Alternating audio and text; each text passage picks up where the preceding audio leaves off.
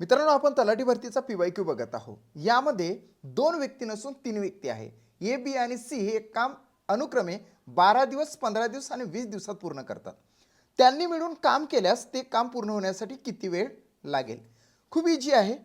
याला तर आपण LCMने म्हणजेच लसावीने सुद्धा काढू शकतो किंवा मीच सांगतो त्या मेथडने तुम्ही काढा, लगेच निघणार.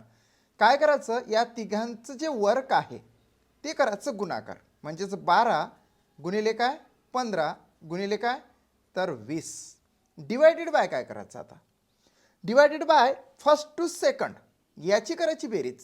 म्हणजे याचा गुणाकार करून इथे बेरीज करायची. आता बघा या ठिकाणी काय होणार आहे, 12 गुणिले 15 म्हणजे हे येतात 180. 180 लिहून घेतले.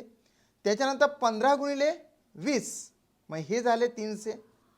त्याच्यानंतर 12 गुणिले 20 मग हे झाले 240. या तिघांची करायची बेरीज. 0 8 आणि 4 किती 12, हा चला 1 4 आणि 2 6 आणि 1 किती 7, 720. आपलं काम संपलं. आता या ठिकाणी 720 आले की याचं काम मिटवून टाकायचं. आता काय करायचं बघा, 12 गुणिले 15 गुणिले 20 भागिले 720 आहे असं लक्षात घ्या आणि भाग द्या. 12 एक 12, 12 सकम 72, हे झाले 60. 15 एक 15, 15 चूक 60, 4 एक 4, 4 पंचे 20 म्हणजे फायनली आन्सर आहे 5 दिवस.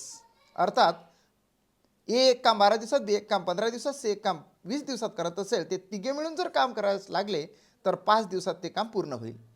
सेकंड आन्सर राईट आलं.